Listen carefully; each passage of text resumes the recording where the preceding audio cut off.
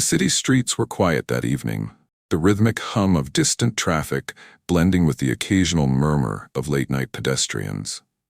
Officer James Peterson trudged down Madison Street, his boots heavy against the pavement after a grueling 12-hour shift.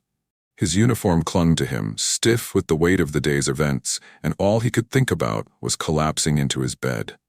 It had been one of those nights: domestic disputes, a car accident involving a teenager, and a robbery gone wrong. He had seen too much. He adjusted his radio strap, sighing as he took a deep breath of the crisp autumn air. Almost home, he told himself. That's when he heard it. A faint, rhythmic pattering behind him. At first, James didn't think much of it. Just another pedestrian walking the same route. But after 3 blocks, the sound remained constant, never getting closer, never falling behind.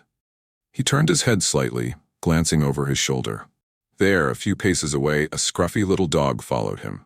Its fur was matted and unkempt, dirt clinging to its legs as if it had been roaming for days. The dog's thin ribs were barely concealed beneath its coat, its frame far too small for what looked like a young German Shepherd mix.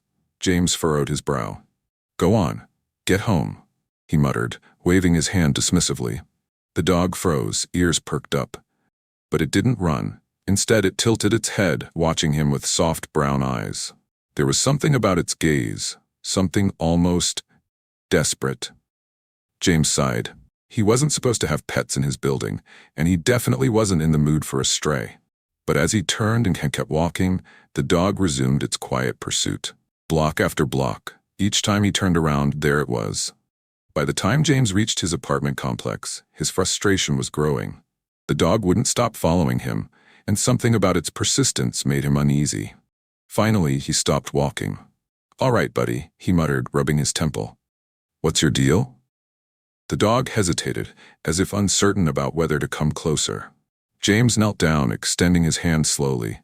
The dog flinched but didn't back away. It was trembling slightly, and as James looked closer, he noticed the worn leather collar barely hanging onto its thin neck. There was something tucked inside the collar, a crumpled piece of paper. Frowning, James gently reached for it. The dog didn't resist. His fingers carefully unfolded the dirty, wrinkled note under the dim streetlight. What he read made his blood run cold. "Help. My brother is sick. No food, no water. Apartment 3B. The handwriting was childlike, uneven, as if written in a hurry. James's exhaustion disappeared in an instant. He looked at the dog, who was now standing, tail wagging hopefully, as if it knew James had understood the message. "Jesus," James whispered. His heart pounded. He had no idea who wrote this note, no idea what he was walking into. But he did know one thing. This dog wasn't just a lost pup. It was trying to save someone's life. And James wasn't about to ignore it. James turned on his heel, his pace quickening as he broke into a run. The dog, now bursting with energy, bounded beside him, leading the way as if it had been waiting for someone to finally listen. His mind raced. Who had written that note? How long had it been sitting in that collar? How long had these kids been waiting for help? His gut twisted. The apartment listed, 3B, wasn't far. Only a few blocks from where he had been. James pressed the radio on his shoulder, his breath short as he spoke. "Dispatch, this is Officer Peterson. I need an ambulance at 1179 Madison Street. Possible child endangerment. I'm en route." The response crackled back. "Copy that, Officer Peterson. Units are on the way." He didn't slow down. The dog, faster than he expected, kept pace, its legs moving in sync with his. Finally, the apartment complex loomed before them. James barely registered its crumbling exterior, the peeling paint, or the broken security door hanging off its hinges. All he saw was the number, 3B. The dog whined anxiously, pawing at the door. James knocked hard. "Police!" No response. His gut twisted. He pounded harder. Still nothing. Silence. But then, just barely, a faint whimper came from inside. A child. James didn't hesitate. He stepped back, positioning himself just right, and kicked the door open. The lock snapped, the door swinging inward with a loud crack. The stench hit him first, a mix of spoiled food, unwashed clothes, and something worse. And then he saw them. In the far corner of the dimly lit apartment, huddled against the wall, were 2 children. The older one, a thin, wide-eyed boy no older than 8, held a tiny baby wrapped in a threadbare blanket. The boy's face was sunken, his lips cracked, his arms too thin for a child his age. His grip on the infant was desperate, protective. James's heart shattered. "Jesus Christ," he whispered, stepping forward slowly. "Hey kid, I'm Officer James. I'm here to help." The boy didn't speak. He only gripped his baby brother tighter, as if James was here to take him away. The dog, his dog, Hero, finally ran past James, straight to the boy. And for the first time, the child moved. Tears welled in his eyes as he buried his face into Hero's fur, silent sobs shaking his small frame. James's throat tightened. "Hey," he said, his voice soft. He knelt a few feet away. "It's okay now. You did good. You got him help." The boy looked up, his eyes filled with a mix of fear, relief, and exhaustion. And then, finally, his voice barely above a whisper, he spoke. "Don't take us away." James felt something deep in his chest crack open. "You're not going anywhere, kid," he whispered, his voice full of quiet promise. As sirens filled the night air, James knew one thing. He had come here because of a dog. But he wasn't leaving without saving these kids. The sirens wailed in the distance, growing louder with each second. The air was thick with the weight of the moment. James could feel it pressing against his chest like a vice. The boy, still huddled against the wall, tightened his grip on the baby, his thin arms shaking under the effort. His face was streaked with dirt and silent tears, his eyes red from exhaustion. James moved closer, keeping his voice calm. "Hey, buddy, I know you're scared, but we need to get your little brother help. He's burning up." The boy flinched slightly, but didn't pull away. His lips trembled, and for a moment James thought he wouldn't respond. Then, in a voice barely above a whisper, the child finally spoke. "No one's coming back." James's chest tightened. No one's coming back. This kid had already made peace with being abandoned. The thought made James's blood run cold. He reached out carefully, watching as the boy's small body tensed. But before he could move, the puppy Hero pressed closer to the boy, letting out a soft whine. Something shifted in the child's face. He looked down at Hero, his fingers gripping the dog's fur tightly, as if grounding himself. James took that moment to gently lift the baby from his arms. The boy resisted for half a second, his instinct to protect, to cling to the only family he had left, but his exhaustion betrayed him. James cradled the baby, feeling the heat radiating from his tiny body. His breathing was too shallow, his skin too pale. The boy staggered when he finally let go, his body swaying. James caught him with his free arm. "I got you, kid," he murmured. The boy clung to James's shirt with fingers too thin for an 8-year-old. Hero trotted beside them, never straying. When they stepped out into the hallway, red and blue lights flickered against the walls. The ambulance was waiting. And for the first time in a long time, these kids weren't alone. The hospital smelled like antiseptic and coffee, the bright fluorescent lights buzzing faintly overhead. James sat in the waiting area, his arms aching from holding the boy for so long, but he refused to let go. The child hadn't said another word since they arrived. Hero sat pressed against the boy's leg, his small body acting as an anchor. James could feel the tension in the child's posture, the way his fingers curled tightly into James's sleeve, the way his shoulders hunched in defense, as if bracing for something bad to happen. Social workers had arrived almost immediately. They stood a few feet away, whispering among themselves, throwing James occasional glances. They were talking about foster care, about emergency placements.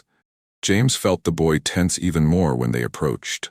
The social worker, a kind-faced woman named Sarah Brooks, knelt beside them. "Hey there, sweetheart," she said gently. "I know tonight has been scary, but we're going to find you and your baby brother a safe place to stay." The boy gripped James's sleeve tighter. Hero let out a low growl. Sarah hesitated. She wasn't stupid. She saw it too. James cleared his throat. "Give us a minute," he said quietly. She nodded, standing and stepping back. James turned to the boy, keeping his voice calm. "You don't like this idea, do you?"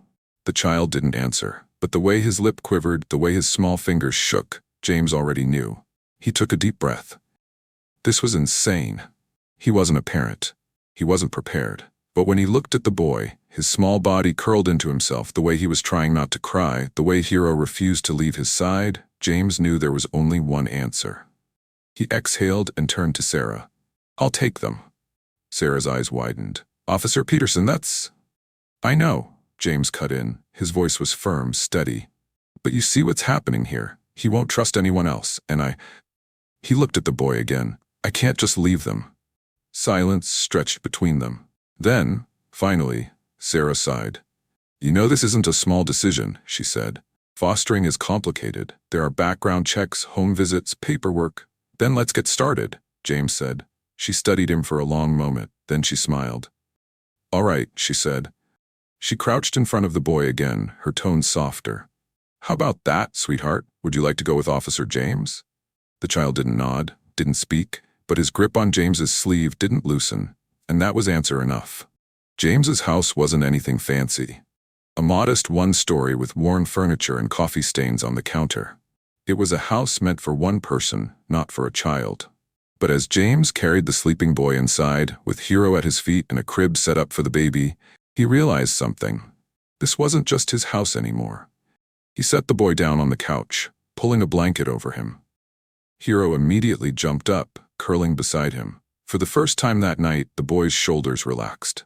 James ran a hand down his face, exhaling. This was going to be a long road. But as he watched Hero press his nose against the boy's hand, as the child let out a quiet sigh and finally fell asleep, James knew one thing. He wasn't going to fail them. The first night was rough. The boy wouldn't eat much, his eyes constantly flicking to the door.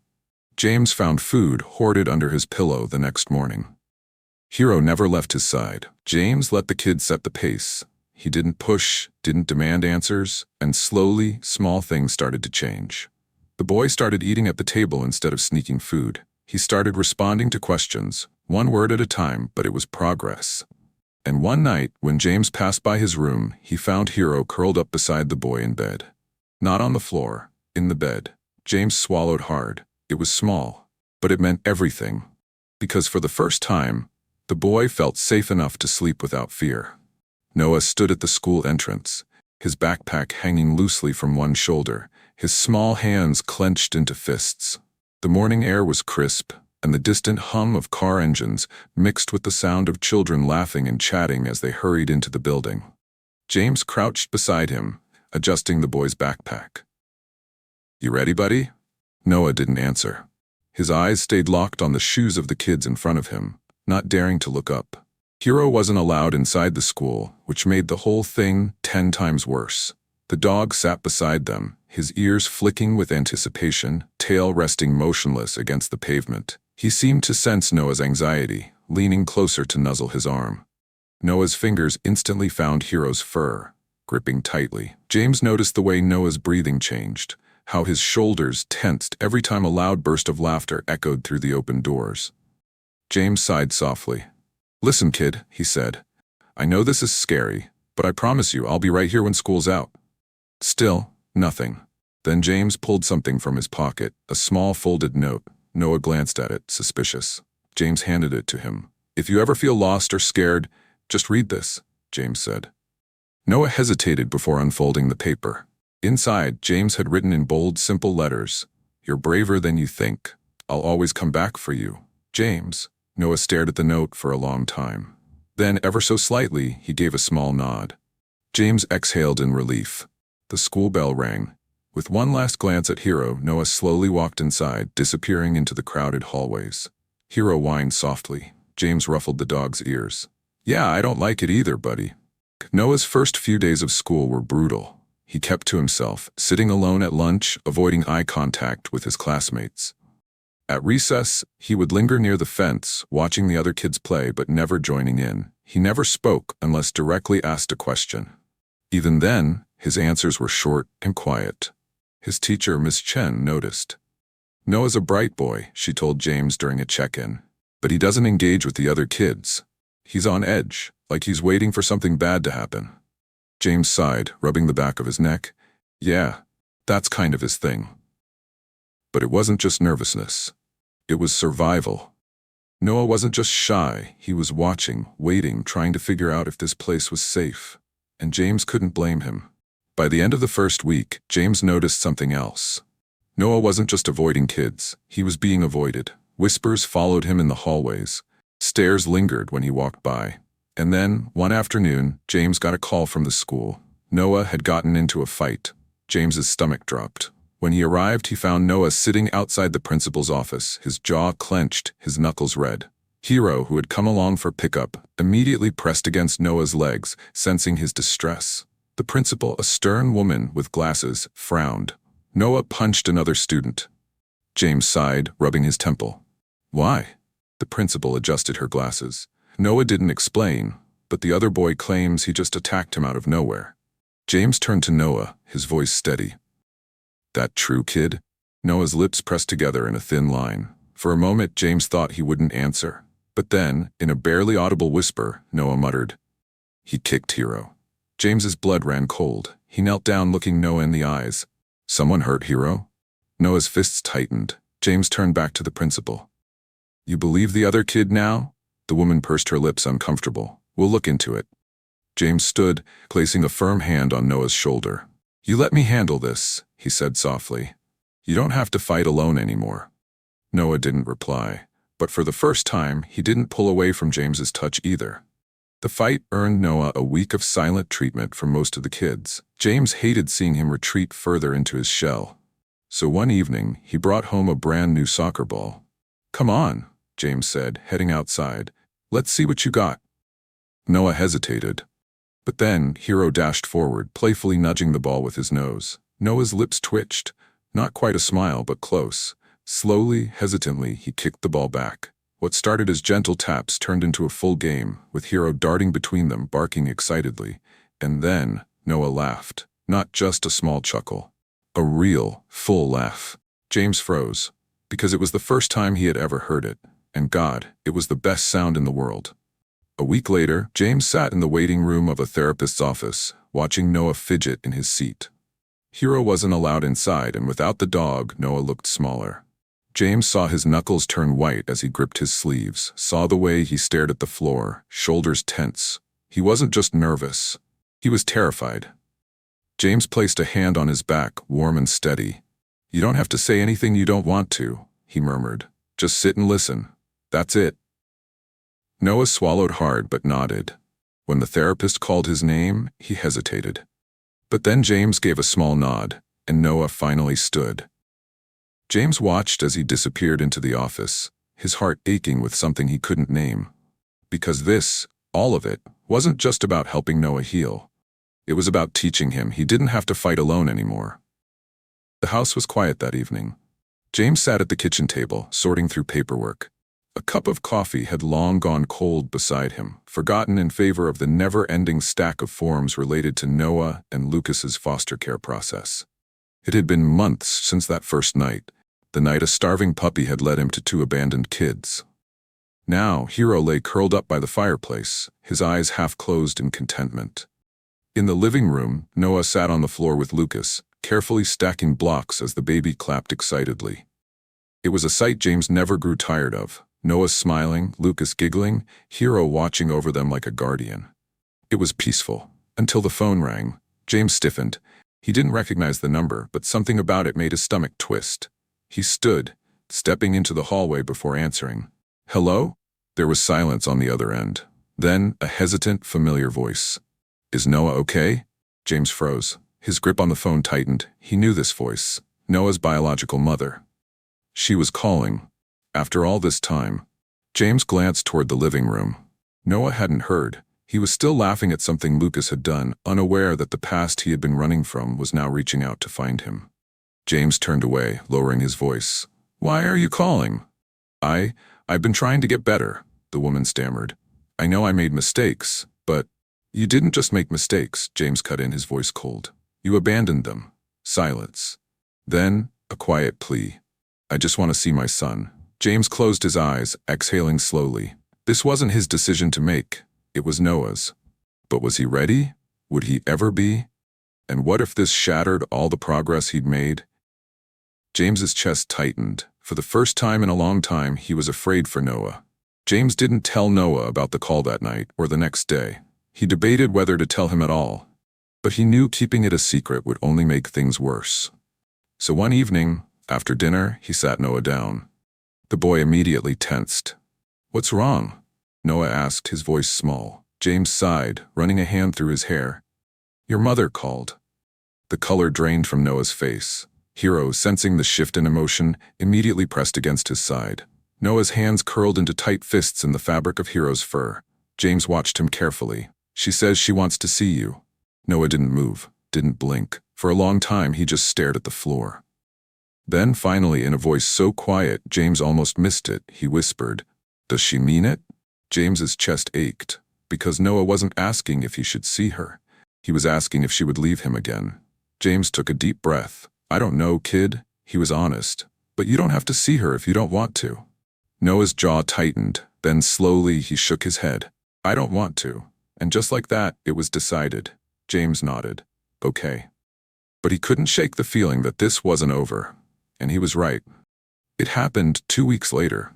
James had just picked Noah up from school. Lucas was in his car seat, babbling happily, and Hero sat in the front, tail wagging, as they pulled into the driveway. And that's when they saw her. A woman standing on the porch. Thin, disheveled, her eyes filled with desperation. Noah froze. His breath hitched. His small hands gripped the door handle so tightly his knuckles turned white. James's blood boiled. How dare she come here after everything? Noah's voice was barely a whisper. "She found me." James clenched his jaw. Then, without a word, he stepped out of the car. She took a step forward. "James," she said, "please, I just want to talk." James blocked her path to the car, his posture rigid. "No, you don't get to show up like this." Tears welled in her eyes. "I'm his mother." "No," James said, his voice ice cold. "You were his mother, you left him." Her lips trembled. "I was sick," she whispered. "I didn't know what I was doing. But I've been getting help, I swear." James's hands curled into fists at his sides. It would be so easy to yell, to rage, to tell her exactly what her absence had done to Noah. But then, he felt a small hand grip his sleeve. Noah had stepped out of the car. James's breath caught. The boy looked up at him first, then turned to his mother. And what he said next stunned them all. Noah's voice was steady, not loud, not angry, just certain. "You left us," he said. The woman flinched. "I know," she whispered. "And Noah cut her off. "I used to wait for you." His grip on James's sleeve tightened. "For a long time, I thought you'd come back." His mother's eyes filled with tears. "Noah, I don't wait anymore." James felt his heart stop. Noah's voice didn't shake. He wasn't begging for answers. He wasn't asking why. He was just letting go. His mother took a shaky step back, and for the first time, she saw it. Noah wasn't alone anymore. He had a family, a real one, and she wasn't a part of it. She wiped at her face, choking on a sob. Then, without another word, she turned and walked away. Noah watched her go. Then, slowly, he turned to James and whispered the words James never expected to hear. "Can we go home, Dad?" James's throat tightened. He knelt down, pulling Noah into a hug. "Yeah, kid," he murmured, his voice thick. "Let's go home." And this time, Noah didn't let go first. The days that followed felt quieter, lighter somehow. James noticed it in the way Noah carried himself. His shoulders weren't hunched anymore, and he didn't glance nervously over his shoulder like he used to. It was as though finally confronting his past had lifted a weight that had been dragging him down for far too long. Hero was never far from Noah's side, trotting faithfully beside him or curling up at his feet whenever he sat down.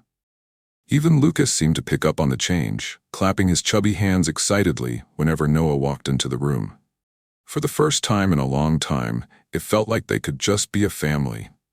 But James knew there was still one final piece of this journey left: the adoption papers.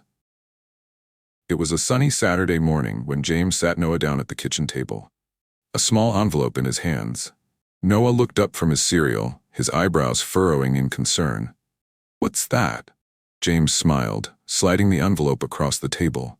"It's something important, and I wanted you to be the first to see it." Noah hesitated before carefully opening the envelope. His eyes widened as he pulled out the papers inside, his gaze scanning the bold letters at the top. Petition for adoption. His hands trembled slightly as he looked up at James, his eyes wide. "You mean?" James nodded, his throat tight with emotion. "I want to be your dad, Noah, officially, legally, forever." Noah stared at him, his lips parting as though he wanted to say something, but no words came out. Hero, sensing the emotion in the room, rested his head on Noah's lap, giving a soft, encouraging nudge. And that was all it took. Noah threw himself into James's arms, his small body shaking with silent sobs. James held him tight, his own eyes stinging with tears. "You've always been my son, Noah," he whispered. This just makes it official. Over the next few weeks, Noah continued to grow in ways that made James's heart swell with pride. At school, he wasn't just the quiet kid who sat in the corner anymore. He was making friends, speaking up in class, and even joining a group of kids who played soccer during recess. Hero was still his constant companion, waiting faithfully by the front door every day when Noah got home from school. But now, instead of retreating to his room, Noah would drop his backpack by the door and head straight to the backyard, where he and James would kick the soccer ball around while Lucas toddled after them, giggling. One evening, after dinner, Noah surprised James by asking a question that made him pause mid-bite. "Do you think I could have a friend over sometime?" James blinked, momentarily stunned. "Of course, kid. Who do you have in mind?" Noah shrugged, looking a little embarrassed. "Tommy. He's in my class. He's nice." James grinned. "Well, any friend of yours is welcome here." It was such a small thing, inviting a friend over, but to Noah, it was a sign of how far he'd come. The day of the adoption hearing dawned bright and clear. Noah was unusually quiet that morning, fidgeting with the buttons on his dress shirt as James helped him get ready. "What if the judge says no?" he asked softly, his voice barely above a whisper. James knelt down, placing a reassuring hand on Noah's shoulder. "She won't," he said firmly, "but even if she did, nothing changes how I feel about you. You're my son, Noah. That's forever." Noah swallowed hard and nodded, his eyes shining with unshed tears. Lucas babbled happily from his car seat as they drove to the courthouse, completely oblivious to the significance of the day. Hero sat beside Noah, his tail wagging softly as if sensing the importance of the moment. Inside the courtroom, the atmosphere was quiet but warm. The judge, a kind-looking woman with silver-rimmed glasses, smiled down at them from her seat. "Noah," she said gently, "I need to ask you something very important. Do you want Officer James Peterson to be your legal father?" Noah's breath caught, and for a moment James thought he might freeze up. But then, with a quiet strength that had taken months to build, Noah spoke. "Yes." The judge smiled, her pen moving across the adoption papers with a soft final scratch. "Then it's official. Congratulations, you're a family." That night, James threw a small celebration at home. Noah's friend Tommy came over, along with a few of James's colleagues from the precinct. They ate pizza, played board games, and laughed until their sides hurt. At one point, Noah disappeared upstairs, and James found him a few minutes later, standing in the doorway of Lucas's room, watching his baby brother sleep. "You okay, kid?" James asked softly. Noah turned to him, his eyes filled with something James hadn't seen before. I never thought I'd have this," he said quietly. "A real home, a real family." James swallowed hard, pulling Noah into a gentle hug. "Well, you've got it now, and we're not going anywhere." As the weeks turned into months, life settled into a comfortable rhythm. Noah continued to thrive, growing more confident and happy with each passing day. Lucas learned to walk, much to Hero's delight. He loved following the toddler around the house, always ready to catch him if he stumbled. But no matter how much time passed, Hero remained the heart of their little family. He had been the one to bring them together, the one who had never given up on Noah, even when the world had seemed hopeless. And every night, as Noah curled up in bed with Hero at his side, James would stand in the doorway, watching them with a heart full of gratitude. Because this wasn't just a house anymore. It was a home built on love, trust, and the unbreakable bond between a boy, his dog, and the man who had promised to be there forever.